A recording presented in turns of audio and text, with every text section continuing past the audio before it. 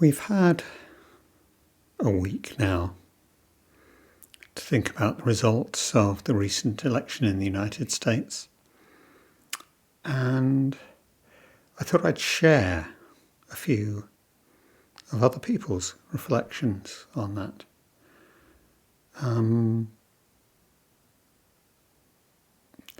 With the understanding that this isn't just about an election. It's part of the question of how we deal about the big collective events, changes of our lives. And Zen has traditional attitudes which make us ask particular questions. Because obviously the question on all of our lips is, so what do we do? What do we do now we have a Trump government in the United States for the next 4 years? And we have this funny nothing period between now and January. And then things will start to happen.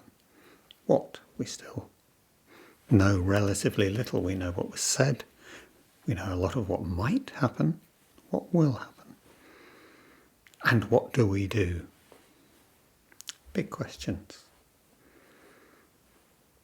And of course our first and very Zen response might be to, why do we need to do anything?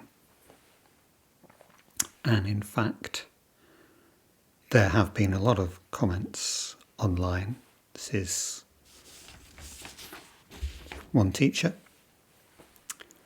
On the election, I've been reminding my students and myself that no matter the outcome, tomorrow dogs would continue to bark, chase squirrels and enjoy getting their bellies rubbed. Cats will continue to purr and scratch. I will continue to get hungry and enjoy good food, along with the occasional bag of Doritos. And of course, this is actually Mindfulness 101. This is,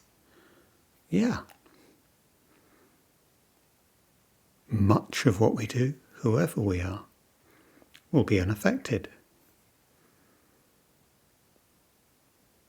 In this moment, what's happening to me that's dreadful about the result of the American election? Nothing. It's all my imagining. Come back to this moment and this moment. Okay? Good. And then this was posted on the teachers' forum. And then in response to that, this isn't a Zen teacher, but this is another teacher posting in response to that. So this is something from Instagram which she'd found. I'm seeing a lot of whoever wins, be kind and keep living kind of posts this morning.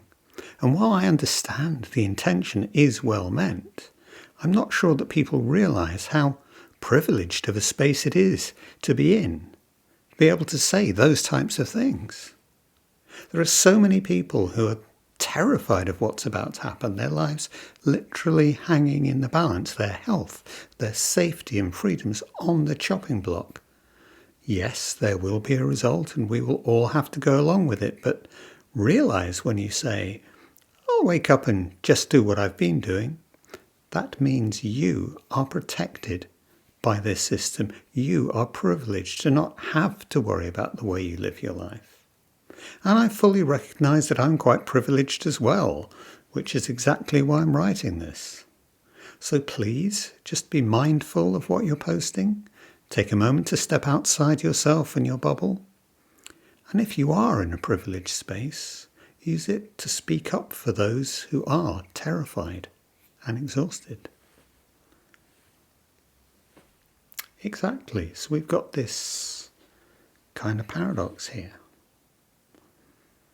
I'm kind of fine, sat here, and certainly in this moment, hey, sitting with you guys, I'm fine, I'm great. But is that the whole story? And what about all those other beings, all the creatures that as Zenists we're talking about freeing, saving, whatever? as always, it's complicated in how we think about this and how we talk about it. That actually is important. So I'm going to go slightly sideways. Joko Beck. And I'm going to talk about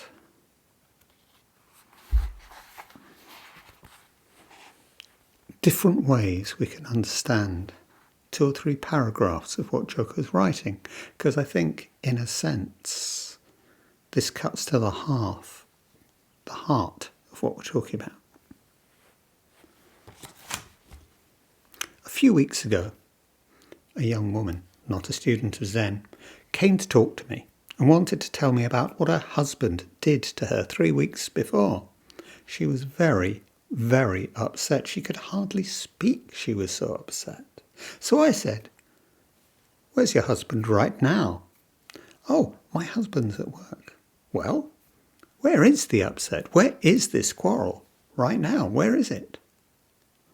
"Well, I'm telling you about it." I said, "But where is it? Show it to me." Perfect Zen teacher response. Show it to me. "Well, I can't show it to you, but I'm telling you about it. See, this is the way that it was." "But when was it?" 3 weeks ago." "Where is it?" Oh, she was getting more and more annoyed, understandably. Finally, she could see that none of the upset had any reality whatsoever. And then she said, "But if that's all there is, how can I fix up my husband?" More carrying on with Joko. "Now the point is that we build up elaborate systems, emotions and drama out of our belief in time, past, present and future. Every one of us has done this, and believe me, doing this is no trivial thing. People have put themselves, and I've done it too, into such a state they can hardly function. They can't take care of their obligations, and they make themselves sick, physically and mentally. Now, does this mean we do nothing if we're upset? No, we do what we do. Definitely we just do what we do, and at every point we are doing the best that we can." And Joko just slips it in there, but I think this is a fantastically important point. We're all just doing the best that we can. Donald Trump is doing the best that he can. Now, but action based on confusion and ignorance leads directly to more confusion, upset and ignorance. It's not good or bad, and we all do it without exception. So in our ignorance, in our belief in this linear life, that happened yesterday, and here it is, and it's going to go on and on. We live in a world of complaints as a victim or an aggressor in what seems to be a hostile world. Now, just one thing and one thing alone creates this hostile world, and that is our thoughts, our pictures and our fantasies. They create a world of time and space and suffering, and yet if we try to find the past and the future that our thoughts dwell upon, we find it is impossible. They are ungraspable. One student told me he'd been climbing a wall since he heard me talk about time because he'd been looking for his past. He said, "If there is no past and no future, and I can't even get hold of the present, I try to get hold of it and it's gone, then who am I?" A good question, one that we could all ask. Who am I? So that's kind of classic Joko and classic Zen. And of course, absolutely, and at one level, I can't disagree, I can't quarrel with any of that.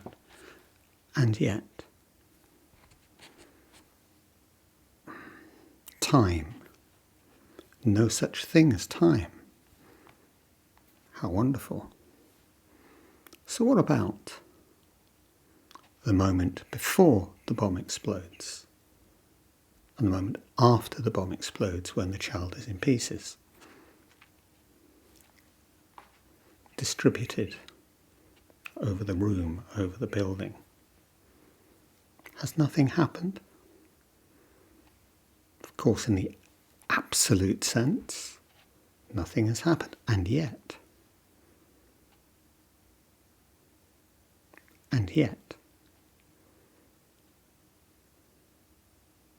And it's an idea which you'll hear teachers in Zen come back to and come back to and come back to.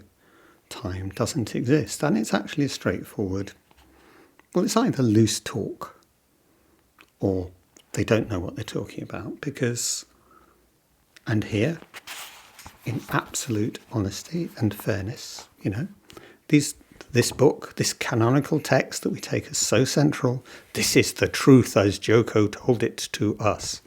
Well, no, it's recordings of some of her Dharma talks which have been edited.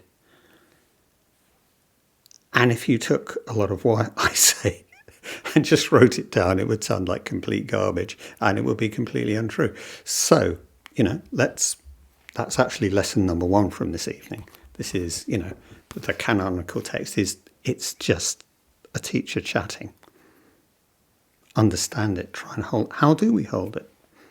How do you hold my words? How do we hold Joko's words when they're written down? So, of course, time exists. Time exists in the same way that everything else exists. It exists relatively. It exists relationally. That makes it complicated. Time is empty in that sense. It is not separate. It is relational. It exists like everything else. It's not that things happen to be empty or happen not to have an essence. It's, as Nagarjuna demonstrated to the satisfaction of everybody who's actually bothered to read him, best part of 2,000 years ago, it's the only way that things can exist. Things can only exist if they're empty. It's not weird, it's not mystical, it's not wild. And we shouldn't say, because it's loose, things like time doesn't exist. Time is a series of relationships.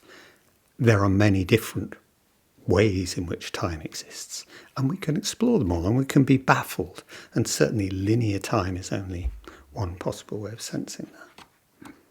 But I think it's part of a bigger picture because, the sun will shine tomorrow, dogs will bark tomorrow, and yet this event will massively increase the suffering of the world. I don't think there's any way of getting away from that in so many dimensions. So to say, stop, and just stop your response, your immediate reaction to this, I think is completely valid. And it's that classic Zen anecdote. Somebody comes and puts the stuff on the teacher, and the teacher goes, yeah, have it back. Where's the problem? What's actually going on here? But I think there's almost a bigger problem here.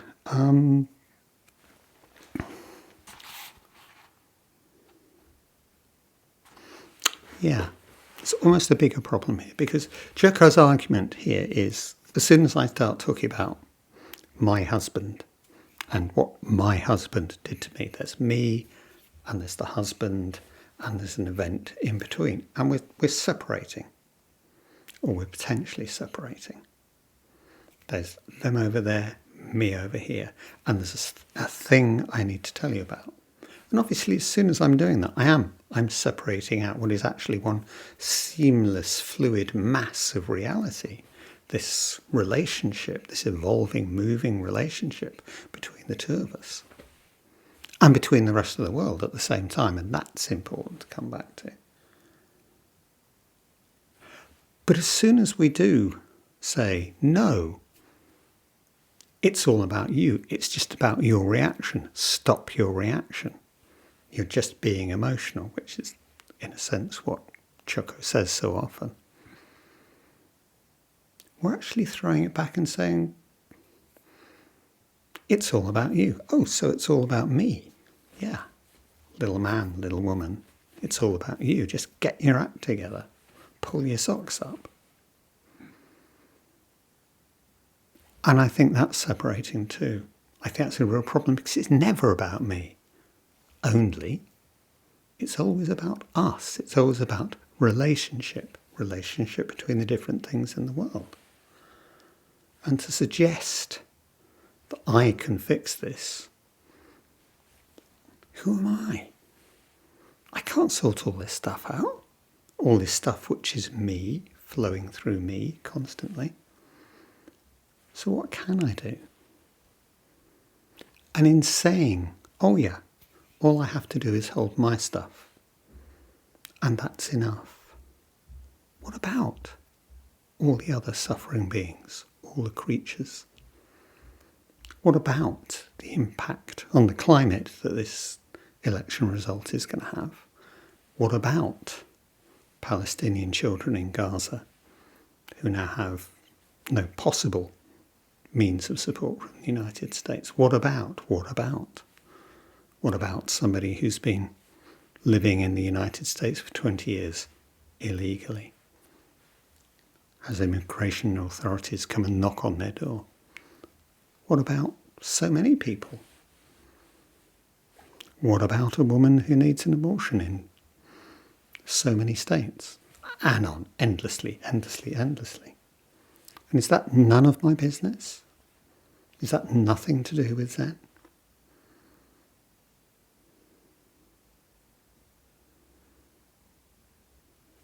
If we understand that the emptiness of things absolutely necessitates that they are, in a powerful sense, a non-mystical sense, non-separate, then in a sense this cannot be anything but my business as the product of what's happened in the past, as a being that moves forward into the future,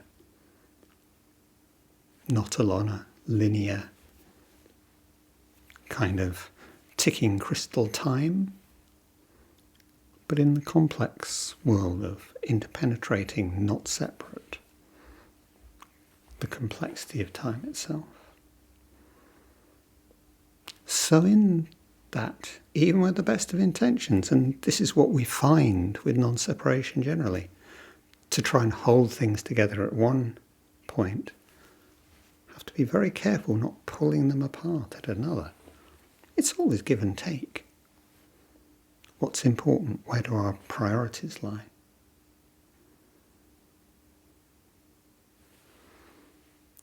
So in the spirit of beginning to think about not separate, what's this thing between me and Donald Trump? Well, the first thing to realise, it's not between me and Donald Trump. It's between all beings and all beings, a little bit like we talked about last week. It's about an infinite series of relationships. To say this is simply Trump's fault implies a sense of unique responsibility that nobody has, not him, not anybody else, for the events that happen. And we can look to his backstory for things that condition these outcomes. But really more interesting is the way that he represents a particular spin on the interests of a particular kind of system. Within a system whereby one is encouraged to think of oneself permanently as separate, as atomized, as an individual, in competition with all other individuals for scarce resources.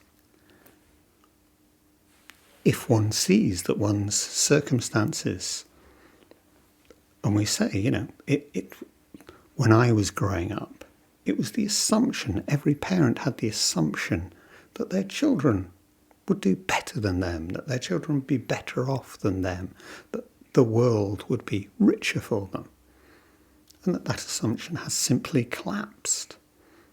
You can see it in the stats.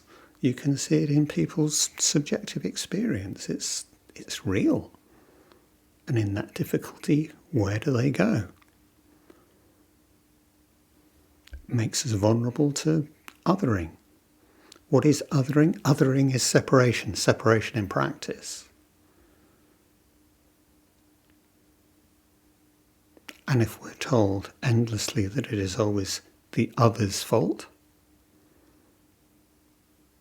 and we experience the difficulties of our own life, then why wouldn't we go there? And we know the forms of othering in our culture.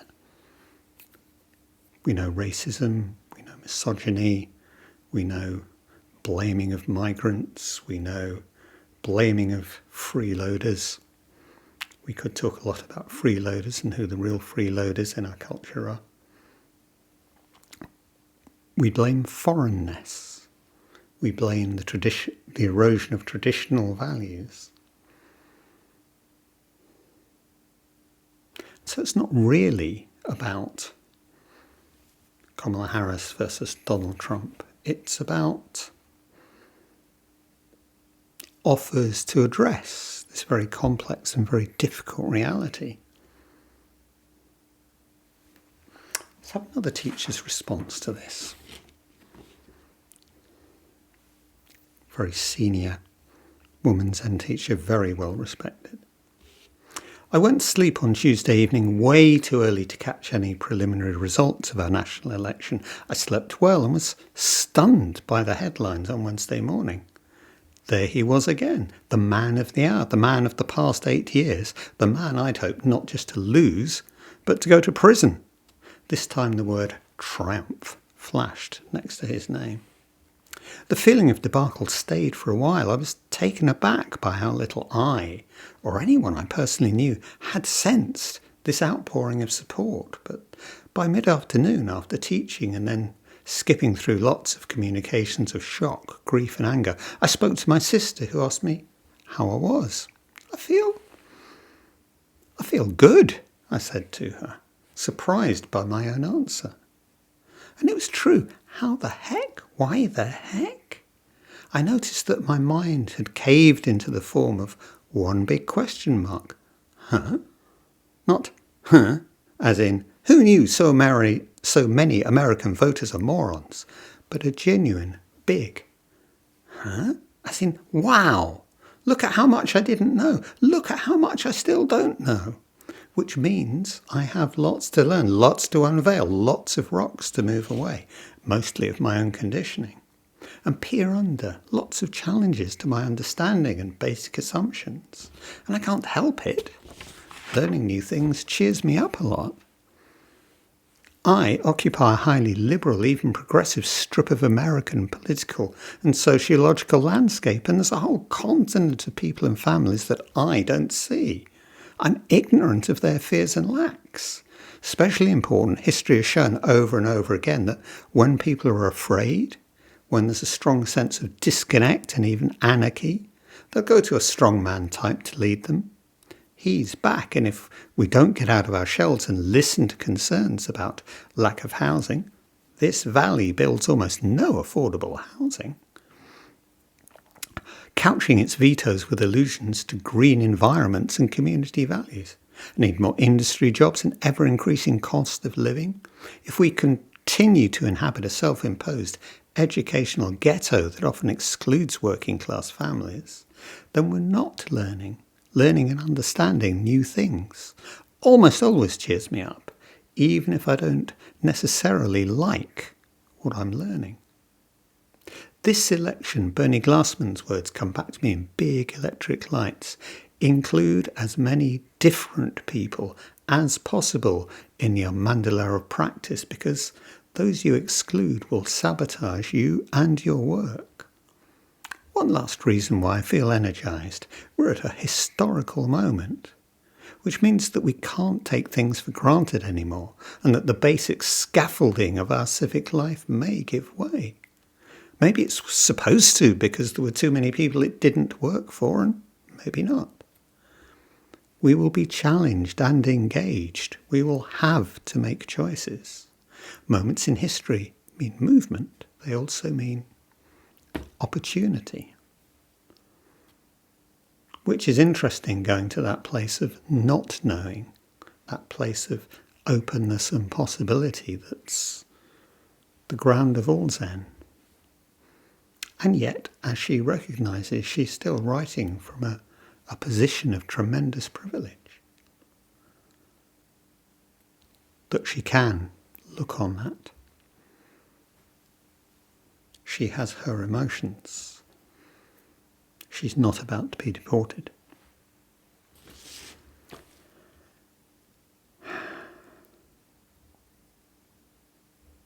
So not knowing is clearly a a part of this.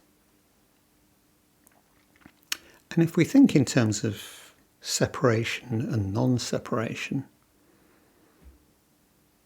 the problem with the Republican, the Trumpian solutions is that they are all about fragmentation. They are all about othering. They're all about the cultivation of separation as competition, as winners and losers, as the othering of any potentially vulnerable group, which is fragmentation, which is separation, which will actually just boomerang. And while obviously some people will get incredibly rich of it, so many others will suffer.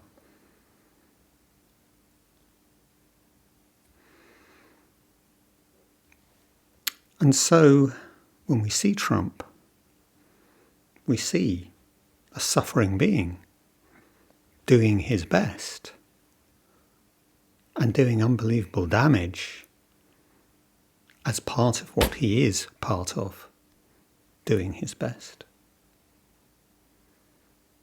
So what do we do? What can our practice offer us beyond this is just samsaric events, nothing to do with our Zen?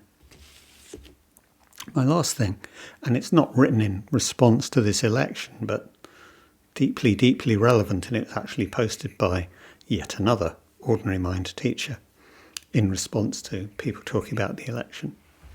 So this is Brother Pham Hu, part of the Order of Interbeing, the Plum Village tradition, Thich Nhat Hanh. Thai, Thich Nhat Hanh, and Pham Hu was Thai's personal assistant for many years, so lived with Thai very much up close. Thai was well aware that healing and transformation does not arise in isolation from social change. Where there is war, violence, pain and death in front of us, as there is right now, we may have feelings of anger, sadness, injustice, despair and even hopelessness. And then, massively important point, this suffering is not mine or yours alone. It is a collective emotion and experience we all share in the here and now, this moment. As mindfulness practitioners, first and foremost, we build the capacity to hold the truth of suffering. We build the capacity to hold the truth of suffering. And here's where we come right back to Joko, a bigger container. What are we doing with building a bigger container? Holding the truth of suffering. In my own practice, I recognise, because he's of Vietnamese heritage, I recognise and embrace the violence and anger that has been present in me since childhood. My parents, victims of the American war in Vietnam, so in Vietnam it's known as, obviously, the American War, confronted profound uncertainties that led to feelings of despair and suffering. My parents fled the country as refugees and did everything in their capacity to ensure that I had a better future than their own.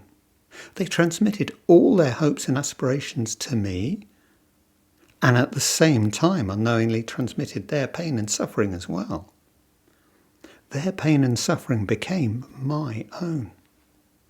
Suffering and the practice of mindfulness has been a gift. Since I am able to recognise the pain and violence inside of me, I have the capacity to fully recognise and practice with the violence that exists outside of me. And that seemed to me to be a beautiful statement of the purpose of our practice. But of course he's talking about his parents, but that's a collective experience of all those caught up in that war. And we're all part of intergenerational suffering, but also much more widely collective suffering. And we carry that and we hold that in this moment and in every other moment. Because past and future are never separate in that sense. That's the real understanding of the emptiness of time. So what can we do? Well, in one sense, we carry on doing what we're doing. We don't despair. We don't give up. We don't say it's pointless. We don't say, well, that's it, we've lost. Or we don't say, we'll come back in 4 years' time. There is always stuff to do, so much to do. And a lot of it unbelievably mundane. We carry on doing pretty much what we're doing. But what can we do? Well, I think Eve Marco, give her name. The sense of connection, reaching out, always looking for new connection, and understanding that as well as bringing us great joy, hopefully, peace, in a sense, our practice can make us uncomfortable. And being part of and with that discomfort is an important part of our practice. Obviously, a bigger container, holding the truth of suffering. But that does inevitably, bearing witness to that, inevitably potentially discomforts others. And that may be a good thing. It's, where do we come from with that? Are we separating ourselves out?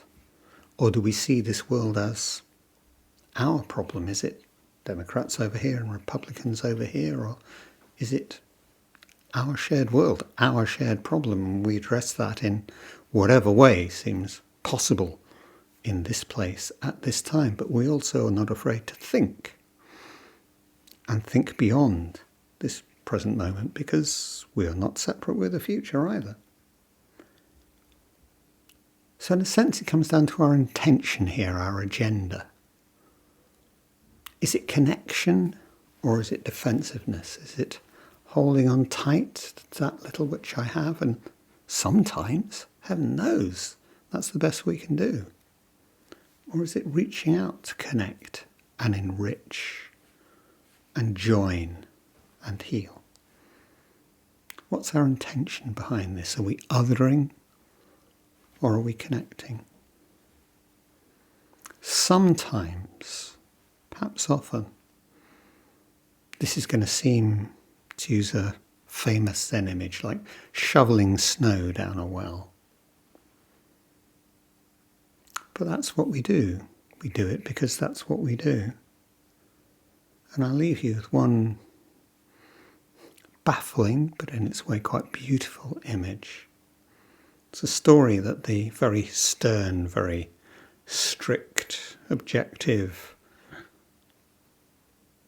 man who almost single-handedly brought the initial wave of Zen to the United States, D.T. Suzuki, not Shunryo, the famous Soto teacher.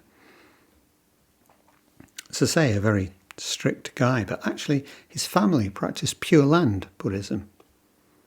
And there's this lovely story about this, the simplicity, the directness of do something. Respond, do something. Story Suzuki tells of a peasant farmer suddenly realizing that the mother temple across the other side of the valley is on fire, is on flames, in flames. This is Japan, it's all wooden buildings. By the time he gets there, it's going to be ashes, burnt to the ground anyway. What can he do? There's nothing he can do causally, directly, in that sense. What does he do?